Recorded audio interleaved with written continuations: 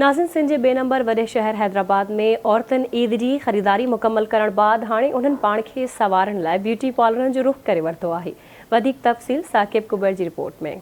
सिंध जे ॿिए नंबर वॾे शहर हैदराबाद में औरतुनि ईद जी ख़रीदारी मुकमल करण बाद हाणे उन्हनि पाण खे संवारण लाइ ब्यूटी पार्लरनि जो रुख़ करे वरितो आहे। ईद जी ख़रीदारी में औरतुनि कपिड़ा, सैंडल ऐं चूड़ियूं ख़रीद करण खां पोइ हाणे नित नवां सींगार कराइण लाइ ब्यूटी पार्लरनि ते औरतुनि जी रश लॻी वई। औरतुनि जो चवणु आहे त भले केतिरी बि महांगाई थी वञे पर ईद जी तयारी ब्यूटी पार्लरनि ताईं तयारु थियण खे तरजीह ॾियनि थियूं। औरतुनि जो चवणु आहे त सॼो रमज़ान जो महीनो हू किचन में कमु कनि थियूं, जंहिंजे करे संदन रंग डैमेज थी वञे थो। औरतुनि जो चवणु आहे त ईद ख़ुशियुनि जो त्योहार आहे। इन ॾींहं ते पाण खे सिंगारण जो ई मौक़ो मिलंदो आहे। उन मौक़े ते हिननि आवाज़ टीवी न्यूज़ सां ॻाल्हाईंदे चयो त मेहंदी है, कटिंग है, मेकअप है, हेयर स्टाइलिंग है, सब कुछ अच्छा है यहाँ का।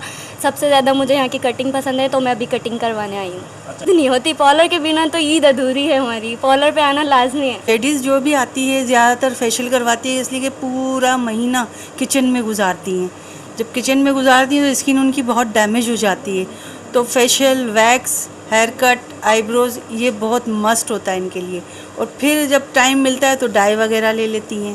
आजकल बारीक मेहंदी बहुत मांग रही है, मतलब बारीक चाहिए इंडियन मेहंदी, तो उसके ऊपर बड़ी डिमांड है। कस्टमर आते हैं उसमें आईब्रोज वगैरह की, फेशियल की, उसकी सर्विस ज़्यादा करते कि मैम ने अभी बताया यहाँ पर सर्विस अच्छी मिलती है और जाहिर बात है किचन में काम करने के बाद औरतों को जो है फेशियल की ख़ास ज़रूरत होती है।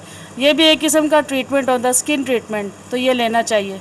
ईद पे सब कुछ ये लगना चाहिए कि स्पेशल कुछ हो। जॾहिं त ब्यूटी पार्लर ते ईंदड़ औरतुनि जो चवणु हो त ईद जे लाइ ब्यूटी पार्लर तां इंडियन, अरबियन ऐं मुख़्तलिफ़ क़िस्मनि जूं मेहंदी लॻाराए ख़ुशीअ जो इज़हार कंदियूं आहियूं। जॾहिं त औरतुनि जो चवणु हो त संदन ईद जी तयारी ईद राति ताईं जारी रहंदी आहे। ब्यूटी पार्लर ते ईंदड़ औरतुनि जो चवणु आहे त हू जेकॾहिं ईद ते तयारु ब्यूटी पार्लर त न थींदियूं आहिनि त साणु ईद जेका आहे उहा अधूरी हूंदी आहे।